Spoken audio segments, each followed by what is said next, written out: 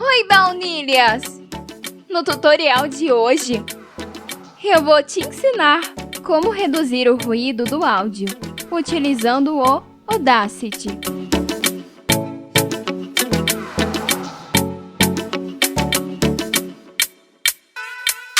Ao abrir o programa, clique em Arquivo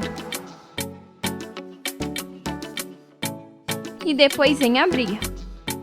Vá até a pasta onde está o seu arquivo de áudio.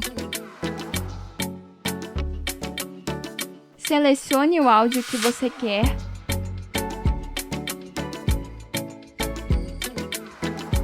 e clique em Abrir. O arquivo de áudio vai aparecer dessa forma no programa. Agora, clique em Reproduzir. Vocês podem ir, eu não tenho essa autorização.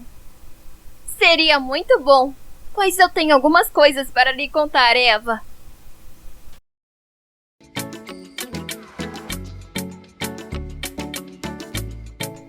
Observe que existe ruído no áudio.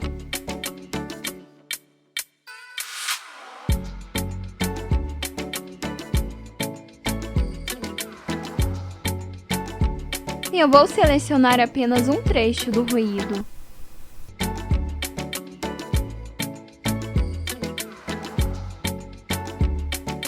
Vou tocar apenas o trecho selecionado. Observe o monitor.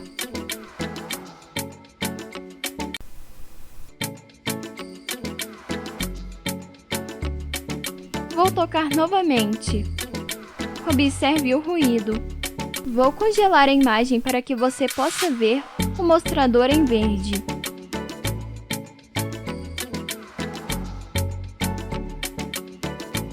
Para minimizar esse ruído, vou selecionar um pequeno trecho do início do áudio. Logo em seguida, vamos em Efeitos e clicamos em Redução de ruído. Agora, clicamos em Obter perfil de ruído.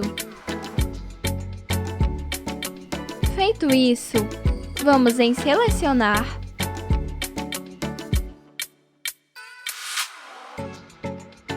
Depois clicamos em Todos.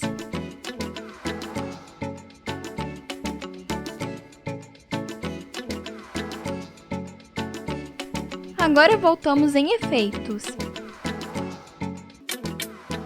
Redução de ruído e, finalmente, clicamos em OK. Pronto, nosso áudio já está ok agora. Vamos ouvi-lo? Vocês podem ir, eu não tenho essa autorização. Seria muito bom, pois eu tenho algumas coisas para lhe contar, Eva. Acho que está muito melhor do que antes. Espero que tenham gostado do tutorial de hoje. E não esqueça de se inscrever e deixar o like. Tchauzinho, galera!